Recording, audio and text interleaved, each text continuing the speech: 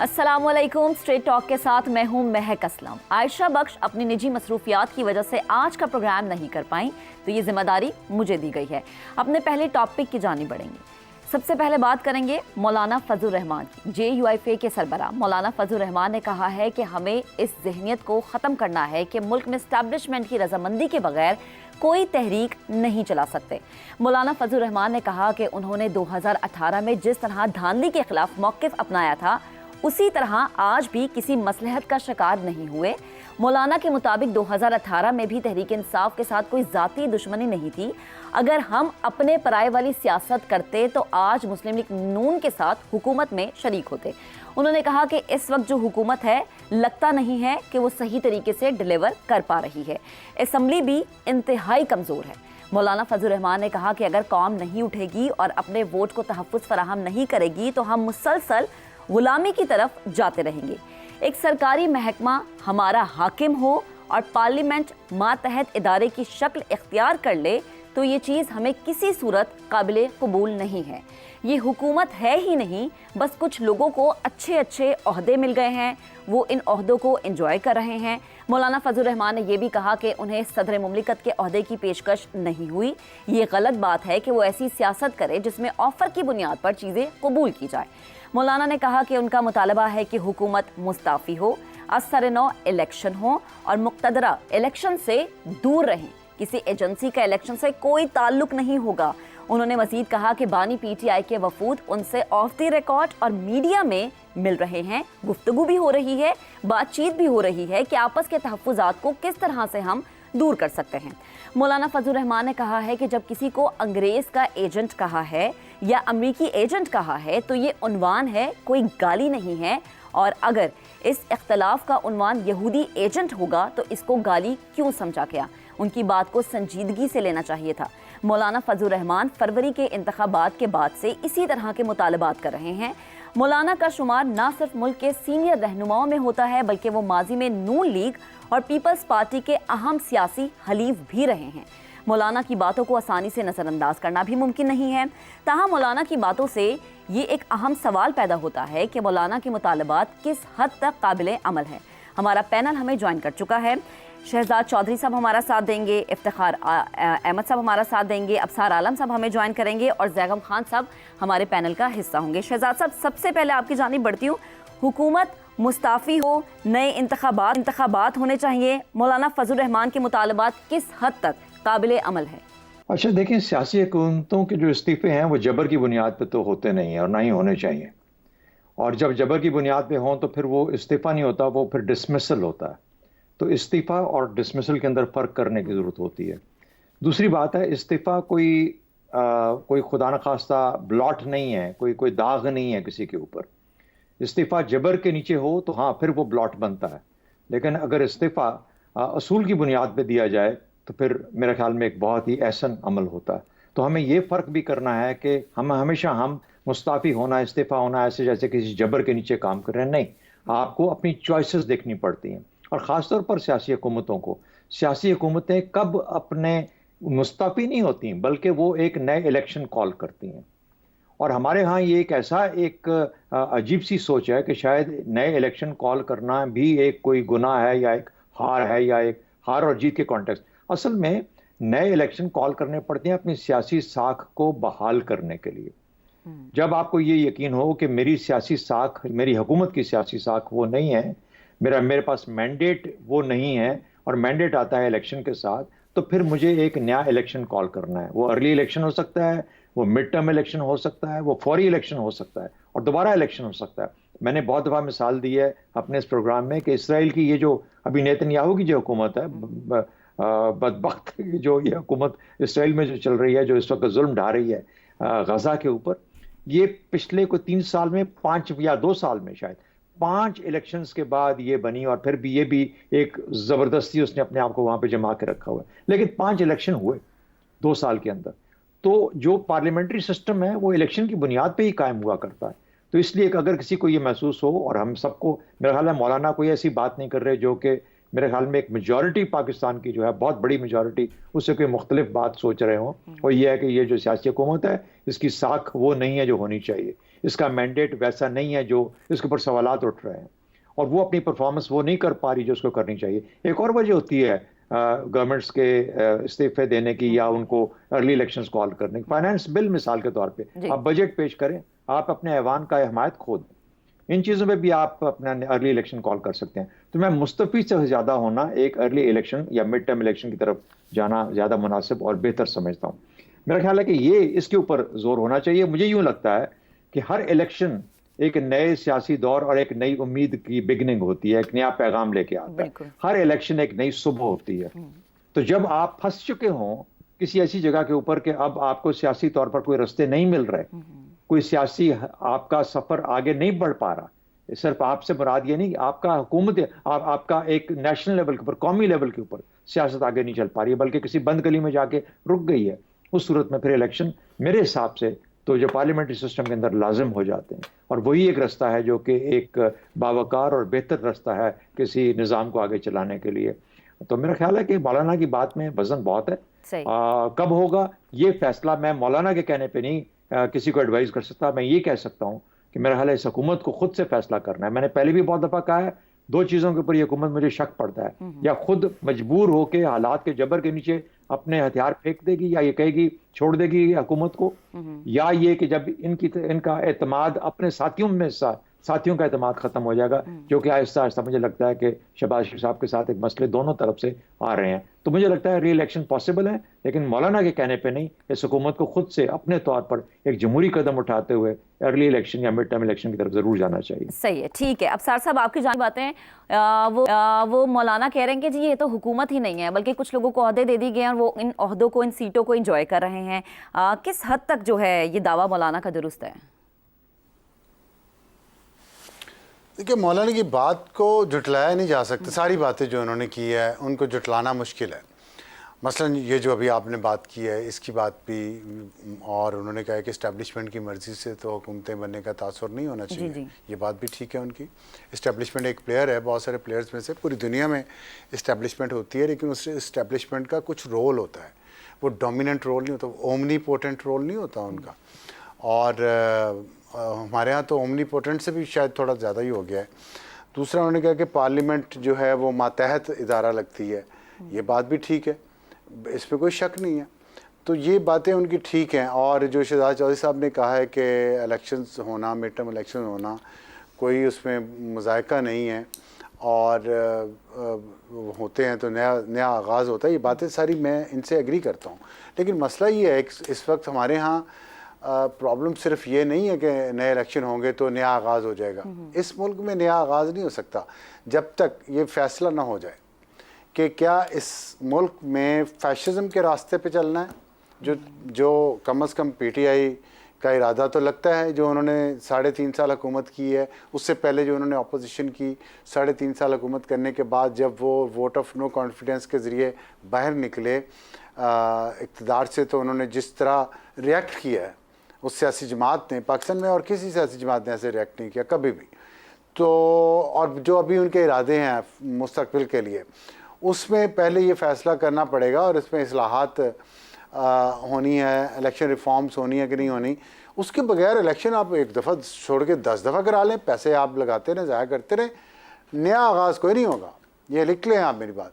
تو پہلے یہ فیصلہ کرنا پڑے گا کہ ہم نے فیشزم کو فروغ دینا ہے یا جمہوری رویوں کو فروغ دینا ہے. جو بھی شخص اقتدار میں آئے گا وہ کیا اپوزیشن کو رون دے گا, قتل کر دے گا, پھانسیوں پہ چڑھا دے گا, سارے پولیس والوں کو گردن سے پکڑ کے, جوڈیشری کو, فوج کو, یا وہ سب کو ساتھ لے کے اس ملک کو آگے لے کے چلے گا. تو یہ کلچر جو ہے نا, جو اس وقت اس ملک میں ہو چکا ہے, پولرائزیشن کا ہو چکا ہے, لوگوں کو جھوٹ بہتان لگانے کا, ان کو گالیاں دینے کا میڈیا پہ, اینکر پرسنز پہ, تو یہ جب آپ نے کلچر بنا دیا, اس میں آپ 10 دفعہ الیکشن کروا لیں, رویے نہیں بدلیں گے. رویے تب بدلیں گے جب ان چیزوں کے بارے میں ایک بنیادی فیصلہ ہوگا کہ جمہوری رویے اپنا کے انصاف سب کے لیے, جمہوریت سب کے لیے آگے چلیں گے, تو تبھی کوئی راستہ نکلے گا. اور میرا خیال ہے کہ معیشت کی یہ حالات اتنے برے ہیں اس وقت کہ 3 مہینوں بعد الیکشن نہیں ہو سکتے. یہ مولانا فضل الرحمان صاحب کو بھی پتہ ہے, وہ اس کے پردے میں کچھ اور چاہ رہے ہوں گے. علاج, الٹیمیٹ علاج جو ہے اس سارے بحران کو, وہ نئے انتخابات ہیں, لیکن وہ 3 مہینے میں نہیں ہو سکتے, 6 مہینے میں بھی شاید مشکل ہوں. 2-1 سال کا ایسا ٹائم پیریڈ ہے جس کے بعد نئے انتخابات کی طرف جایا جا سکتا ہے, جب معیشت اس حالت میں ہو کہ وہ مزید الیکشن کا بوجھ برداشت کر سکے, ایک اور الیکشن کا. تو لیٹس سی کیا ہوتا ہے.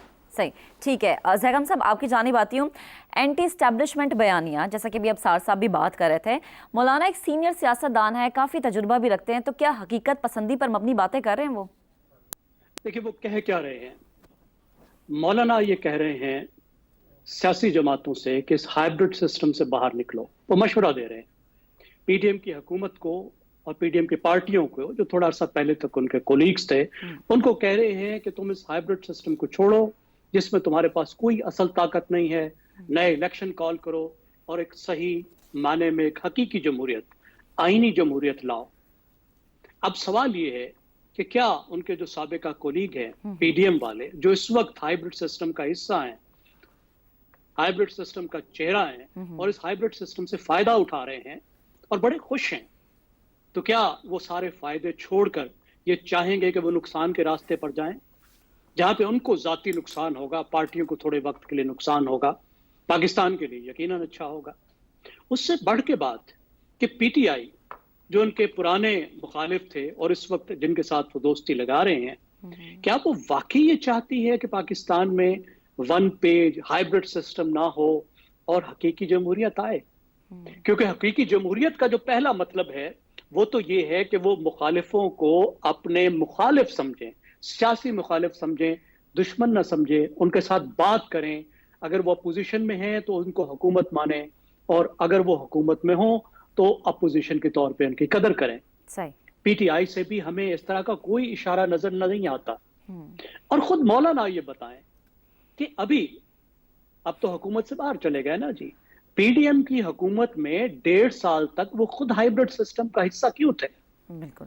جب ان کو حصہ مل رہا تھا تو کیا اس وقت ان کو نظر نہیں آ رہا تھا کہ آج جو اس وقت یہ سب اعتراضات کر رہے ہیں کہ اصل حکومت کوئی اور چلا رہا ہے؟ جب جو سول بندوبست ہے کے پی کا, خیبر پختونخوا کا, وہ ان کے حوالے کیا گیا تھا, ان کے سمدی گورنر تھے, اگرچہ گورنر تھے لیکن پوری حکومت وہاں وہ چلا رہے تھے پورا 1 سال جب الیکشن نہیں ہوئے وہاں, جبکہ وہاں ایک عبوری حکومت تھی. وہاں پہ وزیر اعلیٰ کا تو کوئی اختیار ہی نہیں تھا. کیا اس وقت انہیں خیال نہیں آیا کہ یہ غلط سیٹ اپ ہے؟ تو کیا مولانا کی نیت وہی ہے جو وہ کہہ رہے ہیں؟ مجھے تو اس بارے میں شک ہے.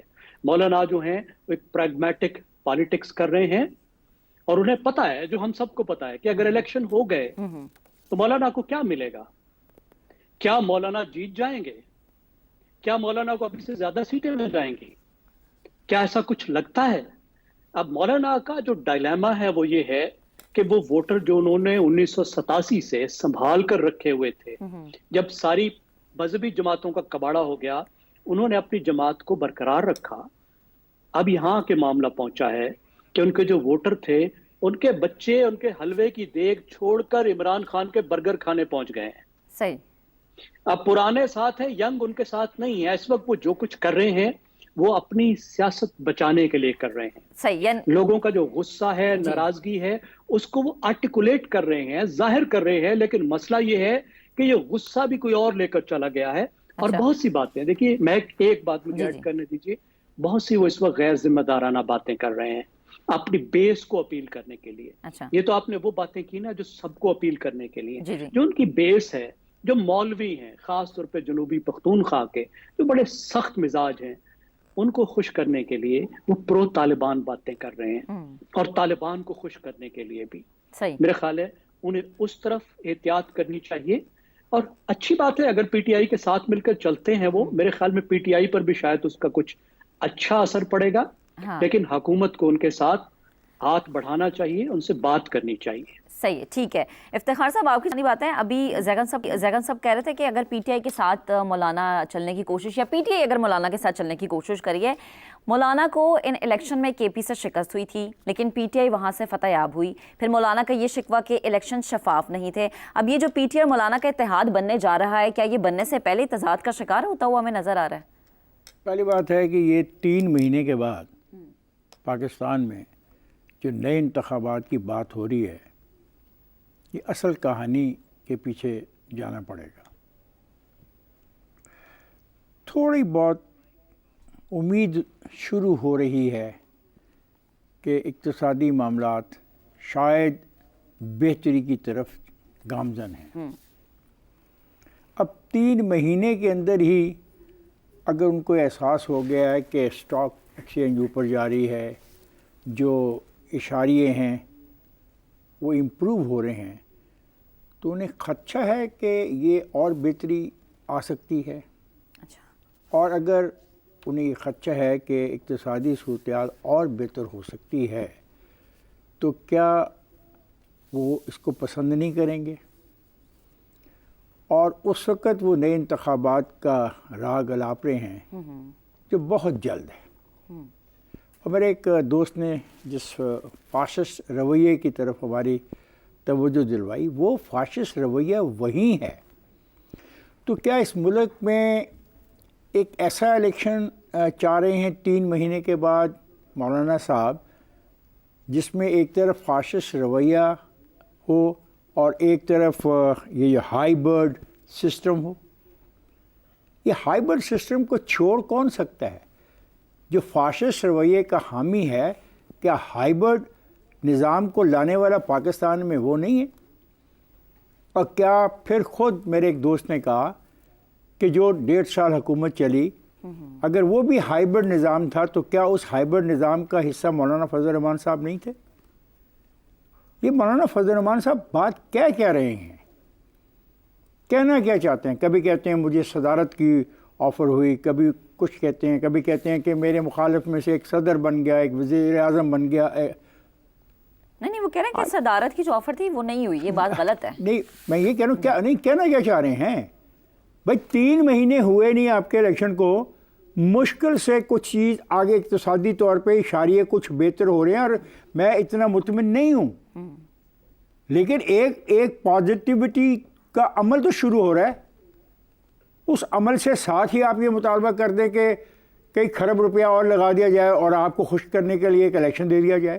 اور یہ اس سوال کا پھر جواب کون دے گا کہ ہائیبرڈ نظام کو جو انٹروڈیوس کرا دیا گیا پاکستان کے معاملات میں، اس ہائیبرڈ نظام سے پیچھے ہٹنے کے لیے کون سی قانون سازی ہو رہی ہے یا کون سی قانون سازی کی ضرورت ہوگی؟ میرے ایک دوست نے کہا کہ ایک سرکاری محکمہ، جی، اس سرکاری محکمے کے طاقت کو کم کرنے کے لیے، اس سرکاری محکمے سے سپیس حاصل کرنے کے لیے کون کیا کر سکتا ہے؟ اور اس سرکاری محکمے کو سپیس کس نے دی؟ اس نے دی جو ایک فاشسٹ رویے کا اظہار کر چکے ہیں، اور وہ آج بھی کہتے ہیں کہ اگر ہم اقتدار میں آئے تو ہم ان پولیس افسران کو بھی نہیں چھوڑے تھے گے جنہوں نے ہمارے جلسے کے بارے میں یا جلوس کے بارے میں اپنی ذمہ داری کو نبھاتے ہوئے کوئی ایکشن لیا. تو ہم کیا کہہ رہے ہیں؟ مجھے تو یہ سمجھ نہیں آ رہی ہے کہ 3 مہینے میں ایسی کون سی بات ہو گئی ہے جس کے اوپر یہ انتخابی عمل چاہتے ہیں کہ انتخابی عمل. ہم یہ کہہ سکتے ہیں کہ کوئی ڈیل مانگی جا رہی ہے؟ کس قسم کی ڈیل مانگی جا رہی ہے اور کس سے ڈیل مانگی جا رہی ہے؟ دیکھیں، میں حیران ہوں کہ کیا میں کہوں کہ ابھی کہا گیا کسی اس پردے کے پیچھے کچھ اور ہے. میں نہیں مانتا. مجھے افسوس ہے کہ یہ جو کچھ کیا جا رہا ہے، لوگوں کو کنفیوز کیا جا رہا ہے، لوگوں کو ایک ایسی کنفیوژن کے شکار کیا جا رہا ہے جس کی پھر انتہا جو ہے نا، میں نے کل کے پروگرام میں کہا کہ پارلیمنٹ کی پھر بلڈنگ ہی رہ جائے گی. پارلیمنٹ کے بلڈنگ کے اندر پھر پارلیمنٹرین کے بجائے کوئی اور ہوگا، اگر آپ اس قسم کا ایک کھیل کھیلنا چاہ رہے ہیں. کیونکہ اس کھیل کا نتیجہ کچھ نظر نہیں آتا. 3 مہینے میں فنڈامنٹلی کیا چینج آ جائے گی ووٹر کی سوچ میں؟ اور جو ایک پارٹی تو کہتی ہے کہ سارا ووٹر ہی اس کے ساتھ ہے، تو باقی جو 10% ووٹر بقول ان کے رہ جائے گا، وہ پھر ایک طرف ہوگا. تو پھر جس کے پاس 90% ووٹر ہوگا تو اس کو تو پورا حق ہوگا وہ سیاہ کرے، وہ سفید کرے، وہ جس قسم کی قانون سازی کرے، وہ آئین کو مکمل طور پہ بدل دے. اور وہ کہتے ہیں ہم آئین کو بدلنا چاہتے ہیں، ہم سینٹ کے طریقہ انتخاب کو بدلنا چاہتے ہیں، وہ کہتے ہیں کہ ہم بیلاس پرائم منسٹر الیکٹ کرنا چاہتے ہیں. تو پھر آپ کیا چاہتے کیا ہیں؟ کس طرف آپ ہمیں لے جانا چاہتے ہیں؟ مجھے ان سوالات کا بھی جواب چاہیے. میں کہ جی انتخاب میں جانا چاہیے، یہ فکرہ بہت اچھا ہے، لیکن اس کے پھر نتائج اتنی جلدی نئے انتخابات کا مطالبہ کرنے کے، کیا 2 سال گزرنے کے بعد دیکھیں گے کہ کیا 2 سال میں ہم وہ اقتصادی صورتحال بہتر کرنے میں کامیاب ہوئے یا نہیں؟ پھر یہ سوال اٹھے گا کہ ہاں اب فیصلہ کیا جائے کہ کیا اس طرح چلنا ہے یا نئے انتخابات صحیح ہے. کے لیے ٹھیک ہے ہمارے پینل کا اس موقع پر آ گیا. اب یہ بریک لیتے ہیں. بریک سے جب واپس آئیں گے تو ایک ایسے صوبے کی بات کریں گے جہاں کے بڑے آپسی لڑائی میں مصروف ہے اور عوام مشکلات کا شکار ہے. بریک کے بعد stay with us. Welcome back. اب بات کریں گے خیبر پختونخوا کی. وزیر اعلیٰ خیبر پختونخوا علی امین گنڈاپور نے اپنے ایک ویڈیو پیغام کے ذریعے دھمکی دی ہے کہ صوبے میں غیر اعلانیہ لوڈ شیڈنگ کم نہ کی گئی تو وہ پشاور الیکٹرک سپلائی کمپنی کو ٹیک اوور کر لیں گے.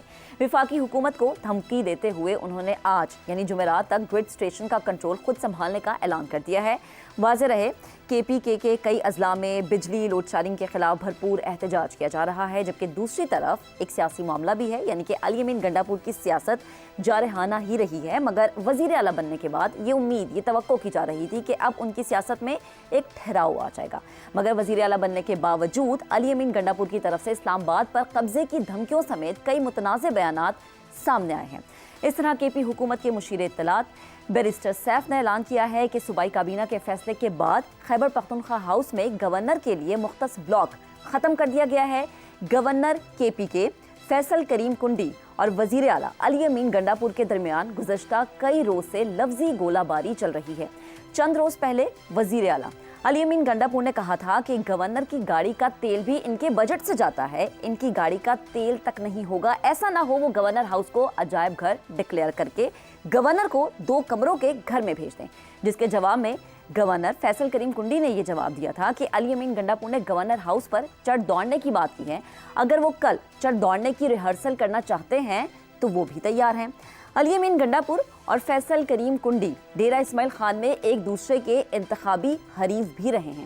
یاد رہے کہ 2018 کے انتخابات میں علی امین گنڈاپور نے مولانا فضل الرحمان کے ساتھ ساتھ فیصل کریم کنڈی کو بھی شکست دی تھی. اسی طرح 2024 کے انتخابات میں بھی NA44 DI خان سے علی امین گنڈاپور کامیاب ہوئے تھے. مولانا فضل الرحمان تھے دوسرے نمبر پر، جبکہ فیصل کریم کنڈی تھے تیسرے نمبر پر. اس سال فروری کے انتخابات کے بعد جب علی امین گنڈاپور کو صوبے کا وزیر اعلیٰ بنانے کا فیصلہ کیا گیا تو غیر جانبدار حلقوں نے بھی اس فیصلے کو اچھا سیاسی فیصلہ قرار نہیں دیا تھا. جب وفاقی حکومت کی جانب سے فیصل کریم کنڈی کو صوبے کا گورنر بنانے کا فیصلہ کیا گیا تو توقع رکھی جانی تھی کہ یہ صوبے کی اعلیٰ ترین پوزیشنز پر پہنچنے کے بعد یہ دونوں سیاستدان اپنے حلقے کی انتخابی مخالفت کو پیچھے ڈالتے ہوئے صوبے کی بھلائی کے لیے کام کریں گے. ایسے میں بنیادی سوال یہی ہے کہ صوبے کے پی کے جو کہ ہم دیکھتے ہیں کہ دہشت گردی، لاقانونیت، غربت اور بے روزگاری جیسے مسائل کا شکار ہے، ایسے میں صوبے کے اعلیٰ ترین عہدیدار یوں ہی دھمکیوں پر مبنی بیانات اگر دیتے رہے تو پھر جو یہاں کے عوام ہیں ان کے مسائل کا حل کون ڈھونڈے گا، کون ان کی مشکلات کو دور کرے گا؟ اپنا سوال پینل کے سامنے رکھیں گے. وزیر اعلیٰ کے پی علی امین گنڈاپور کی پیسکو کو ٹیک اوور کرنے کی دھمکی. علی امین گنڈاپور ایسی دھمکیاں دے کر صوبے کے معاملات کو کہاں پر لے جانا چاہتے ہیں؟ افتخار صاحب آپ کا کامنٹ سب سے پہلے. میں سمجھتا ہوں کہ علی امین گنڈاپور بالکل درست کر رہے ہیں. یہی ان کو سمجھایا گیا ہے اور یہی ان کا ٹارگٹ ہے اور اسی چیز کا فیصلہ ان کی قیادت نے کیا ہے اور وہ اپنی قیادت کے ساتھ لائل ہیں اور ایسا ہی کریں گے. اب میں نے یہ دیکھنا ہے کہ کیا وہ انجینئر بھی ہیں. فرض کریں انہوں نے کہا ہے کہ میں جا کے ٹیک اوور کر لیتا ہوں گرڈ اسٹیشنس کو، تو جو بجلی مل رہی ہے لوگوں کو پتہ نہیں وہ بھی مل پائے یا نہ مل پائے، اس کے بارے میں نہیں جانتا. اچھا ہے یہ ان دوستوں کے لیے پیغام بہت اچھا ہے جو کہہ رہے ہیں کہ 3 مہینے کے بعد الیکشن کروانے کا مطالبہ کر رہے ہیں. ان کو سمجھ آنی چاہیے کہ آنے والے دنوں میں کیا ہونے جا رہا ہے، اور اگر 3 مہینے کے بعد الیکشن کروا دیے جائیں تو کیا اس ساری صورتحال کو قابو کر لیں گے کوئی؟ کہ بھی ساری صورتحال قابو نہیں ہوگی تو پھر پارلیمانی جمہوریت کا کیا بنے گا؟ تو کون ذمہ دار ہوگا پھر پارلیمانی جمہوریت کے خاتمے کا، یا خاتمے کے جو رستے نکلیں گے اس کا؟ جب آپ ایسے لوگوں کو اقتدار میں لاتے ہو اور ان کو ہیرو بناتے ہو، ان کو اپنی نمائندگی دیتے ہو اور ان کو کوئی روک نہیں رہا. افسوس کی بات مجھے یہ لگ رہی ہے कि खैबर पख्तूनख्वा की असेंबली बहरहाल एक आदमी पर मुश्तमिल तो नहीं, बिल्कुल वहाँ पे और दोस्त भी हैं, उनको सियासी तौर पे सोचना चाहिए कि वो क्या करना चाहते हैं। क्या वफाक के साथ इस किस्म के झगड़ा का जो अमल है उनको फ़ायदा पहुँचाएगा? नहीं। अगर उन वहाँ पे गुर्बत है, हालांकि वो नहीं मानते कि वहाँ गुर्बत है, वो कहते हैं कि 10 साल में हमने गुर्बत ख़त्म कर दी है, सारे हस्पतालों का निज़ाम सही चल रहा है, तमाम सड़कें दुरुस्त हैं, तमाम तालीमी इदारे बेहतर जा रहे हैं, वहाँ पे कोई करप्शन नहीं है, वहाँ पे कोई बेईमानी नहीं है, वहाँ पे कोई लूट मार नहीं है, वहाँ पे कोई लॉ एंड ऑर्डर सिचुएशन नहीं है, वो कहते हैं सब दुरुस्त है। तो सवाल है ये जो एक दूसरे के साथ चढ़ाई की बात कर रहे हैं ये क्या है? अब मौलाना फजल रहमान साहब, आप इन हालात में इलेक्शन चाह रहे हैं और आप मुतालबा करते हैं इलेक्शन हो जाए। हाँ। अब इसमें ज़रा जमा करें ना वो दोस्त जिनको बुला के वहाँ पे बिठाया गया है हज़ारों लोगों को, सही है, क्या वो इस जंग के अंदर शरीक नहीं होंगे? सही है। और जब अगर वो भी इस जंग में शरीक होंगे तो खुदा न खास्ता अगर ये मामलात आउट ऑफ कंट्रोल हो गए तो फिर किसी न किसी को तो मदाखलत करनी पड़ेगी रियासत के लिए, या नहीं करनी पड़ेगी? और जब रियासत वो मदाखलत करेगी जी तो फिर उसके नताइज क्या निकल सकते हैं? याद रखिए, यहाँ पे एक धमकी दी जा चुकी है कि पाकिस्तान 3 सूबों पे मुश्तमिल भी हो सकता है। ठीक ये है। एक लीडर का मौक़िफ़ है, ये एक लीडर का बयान है, ये एक लीडर की तकारीर का चलें, हिस्सा है जी। तो प्लीज़ ये जो छोटी मोटी बातें हमें नज़र आ रही हैं गौर करें, क्या ये किसी बड़ी खेल का हिस्सा तो नहीं? सही है, ठीक है। शहजाद साहब, आपकी जानी बात है, ज्यादा कसूरवार इस मामले में आपको कौन लग रहा है, गवर्नर या वजीर आला?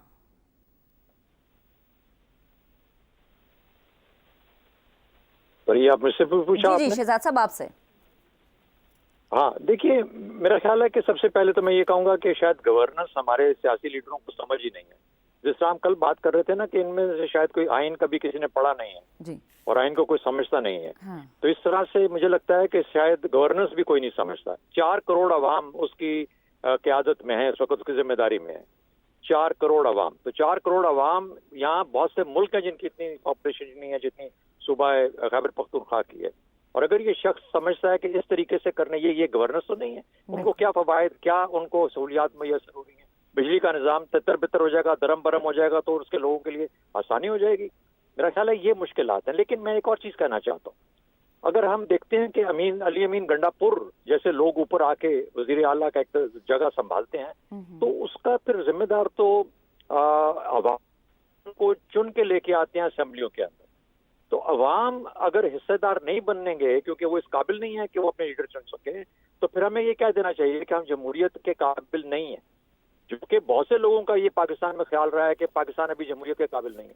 हमारा मुआशरा इस तरह का नहीं है जिसको यहाँ पे एक इम्पोज सिस्टम ही चल सकता है। और अगर ये सच है कि इम्पोज सिस्टम ही चल सकता है तो फिर इम्पोज करने वाला भी कोई ना कोई तो होगा। और जब इम्पोज करने वाला होगा तो हमें इम्पोज करने वाला भी मानना पड़ेगा और इम्पोज किया हुआ सिस्टम को भी कबूल करना पड़ेगा। तो फिर हम क्या हम पार्लियामेंट्री जमहूरियत रह सकते हैं? हम जमहूरियत हैं भी या नहीं? क्योंकि अगर हम आवाम की राय को रिस्पेक्ट नहीं करेंगे, अवाम की राय को मानेंगे नहीं और कहेंगे कि अवाम तो है ही पागल, उनको तो इसके सिस्टम के लोग सामने ले आते हैं। जी ठीक है शहजाद साहब, आपका कमेंट आ गया। 3 महीने जी जी 3 महीने बाद हो जाए तो शायद कोई ऐसी कुव्वत आ जाए जो कि अली अमीन गंडापुर के की तरह की हो। अब वो किस तरह का आदमी है, छोटी सी बात आखिर में कर दूं आपको। जी जी प्लीज। आर्ट ऑफ वॉर के अंदर ये जो है ना, सनजू एक चीनी बहुत बड़ा स्कॉलर गुजरा, उसने गवर्नमेंट के ऊपर और आर्ट ऑफ वॉर के ऊपर और बहुत सारी चीजों के ऊपर लिखा।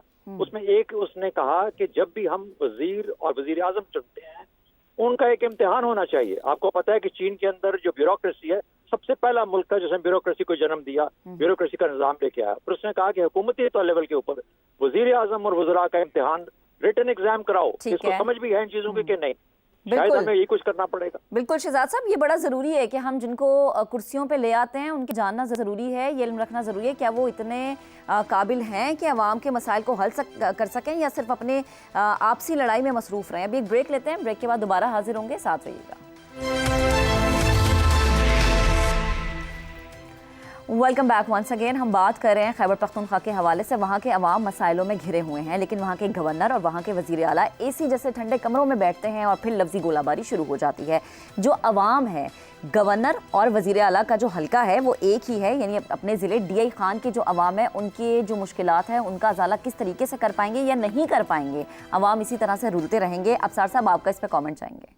देखिए, एक आर्ट ऑफ वॉर की एग्जांपल दी शहजाद चौधरी साहब ने, उसमें एक और भी बात कही गई है, बहुत सारी बातें कही गई हैं।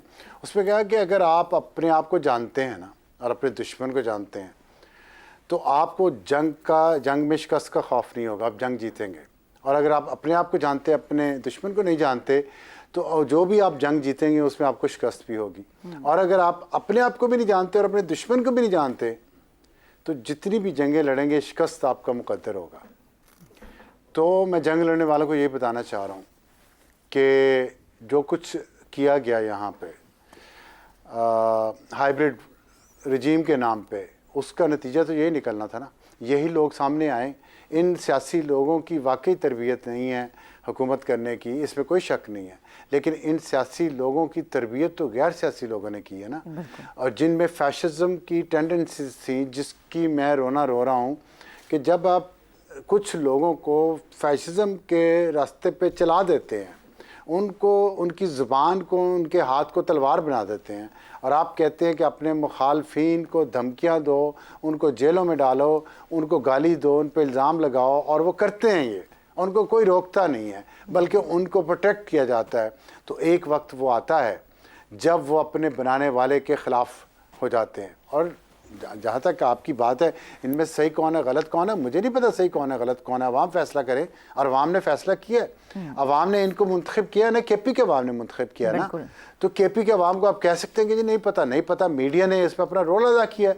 सिर्फ ये लीडरशिप जो आपको नज़र आ रही है, ये अवाम की उमंगों की तर्जुमान है, लेकिन इन एक सूबे के एक लीडर की वजह से पूरे मुल्क में जमहूरियत को रोका नहीं जा सकता, पूरे मुल्क के लोगों से जमहूरियत छीनी नहीं जा सकती कि एक छोटे सूबे का वज़ीर आला गैर मुल्की दहशत गर्दों के बल पे, और वो गैर मुल्की दहशत गर्द कौन लेके आया था यहाँ पे, जो अभी इफ्तिखार साहब कह रहे थे कि वो जब चढ़ाई करेंगे इस्लामाबाद पे तो वो भी साथ होंगे, वो कौन लेके आया, वो किसकी पॉलिसी थी? तो ये जब हम देखें, मैं ये जो टूटे बाजू गले को आते हैं ना, इसका मतलब ये है कि हम जो अपने हाथों से खुद, जो हमारे बाजू जब टूट जाते हैं तो हमारा अपना गला ही इसका बोझ उठाता है। हमने खुद अपने हाथों से ये सब किया है, अब इसका बोझ तो हमें उठाना पड़ेगा। और अगर आप नहीं उठाना चाहते तो अपने आप को दुरुस्त कर लें, शायद चीज़ें ठीक हो जाए। सही, ठीक है। ज़ैगम साहब, आपकी जानिब बात है, एक ऐसा सूबा जहाँ पर दहशत गर्दी का मसला है, जहाँ तालीम का मसला है, बेरोज़गारी का मसला है, सेहत के मसाइल वहाँ पर है, यानी मसाइलों के अंबार हैं। इस तरह की सिचुएशन में क्या एक सूबा इस तरह के बयानात का, इस तरह की सिचुएशन का मुतहम्मिल हो सकता है? नहीं हो सकता, और फेडरेशन को भी ये बात सोचनी चाहिए। जो गवर्नर साहब हैं वो DI खान की सियासत ना करें, वो फेडरेशन के नुमाइंदे हैं। इस वक्त वो सियासतदान भी नहीं है, इस वक्त वो पार्टी से मुल्हिक भी नहीं है। देखिए, वो कहते हैं कि जो तगड़ा होता है, ताकतवर होता है, उसके हाथ होते हैं, वो हाथ इस्तेमाल करता है, और कमज़ोर ज़बान इस्तेमाल करता है। इस वक्त PTI का रगड़ा लग रहा है, थोड़ा सा तहम्मुल हमें करना चाहिए। मुल्क की सबसे बड़ी पार्टी है, वो जैसी भी है, हमारे जो भी व्यूज हैं उसके बारे में, उसे हमने इंटीग्रेट करना है, साथ लेकर चलाना है। ये मुल्क अफोर्ड ही नहीं कर सकता कि वो बिल्कुल एक तरफ हो जाए और बाकी मुल्क एक तरफ हो जाए। अब वो पेस्को को टेक ओवर करना चाहते हैं, मुबारक हो, मतलब ये तो बड़ी खुशी की खबर है। फेडरेशन तो कब से कह रही है सूबों को कि आप डिस्कोस को लें, वो लेने को तैयार नहीं है डिस्ट्रीब्यूशन कंपनीज को। और मेरी नजर में तो 18वीं तरमीम की जो बड़ी खामी है वो ये है कि बिजली की डिस्ट्रीब्यूशन मरकज ने अपने पास रखी। मरकज को बहुत ही शौक है हर चीज अपने पास रखने का। देखिए, इस वक्त जो है मिलकर काम करना चाहिए, सूबे को भी और मरकज को भी, पेशावर को भी और इस्लामाबाद को भी। रिकवरी में भी मिलकर काम करें, जिसके नतीजे में लोड शेडिंग भी बेहतर हो। ये दुश्मनी तो चल ही नहीं सकती। खैबर पख्तूनख्वा पाकिस्तान है, पाकिस्तान खैबर पख्तूनख्वा है, और ये मुंतखब नुमाइंदे हैं खैबर पख्तूनख्वा के। ठीक है ज़ैगम साहब, आपका कमेंट आ गया, इफ्तिखार कमेंट कीजिएगा। मिल के चलना चाहिए, कहने में बात बहुत अच्छी है लेकिन मुश्किल और नामुमकिन सा नज़र आता है। नहीं, देखे ना दोनों का रवैया, देखे ना, वो कहता है कि मैं इसको गवर्नर हाउस में दाखिल नहीं होने दूंगा। भाई ये भी तो कोई तरीका नहीं है। ये कहना है कि उसके जो पेट्रोल के पैसे हैं वो गवर्नर हाउस के वो अपना हुकूमत देती है, सही बात है। जो बजट एलोकेशन होती है वो सूबे की होती है, सूबे के बजट से ही गवर्नर हाउस के पैसे होते हैं। ये ताना तो नहीं देना चाहिए। और फिर जैसा कि हमें समझ आ रही है कि दोनों ही एक हल्के से हैं, बिल्कुल। तो उनके दरमियान कशीदगी तो है, लेकिन खुदा के लिए उस कशीदगी का नुकसान आप अवाम को। फेडरेशन को, अवाम को और सूबे को ना पहुंचाएं। ठीक है इसका ख्याल करें ना। और आप पेस्को पे कब्जा करना चाहते हैं, सुबह जाकर कब्जा करें, टेक ओवर करें और उसको ऑपरेट करें। ठीक है इफ्तिखार साहब, आपका कॉमेंट। तो जातियात से बाहर निकल के पहले अवाम का सोचा जाए, क्योंकि अवाम ही है जो कि आपको इन सीटों तक लेके आती है। बेहद शुक्रिया इफ्तिखार साहब हमारे साथ मौजूद थे। अफसार साहब आपका भी शुक्रिया, जैगम साहब ने हमें ज्वाइन किया आपका भी, और शहजाद साहब आपका भी शुक्रिया। प्रोग्राम का वक्त अपने इख्तिताम को पहुंचा, अपना बहुत सा ख्याल रखिएगा। अल्लाह हाफिज।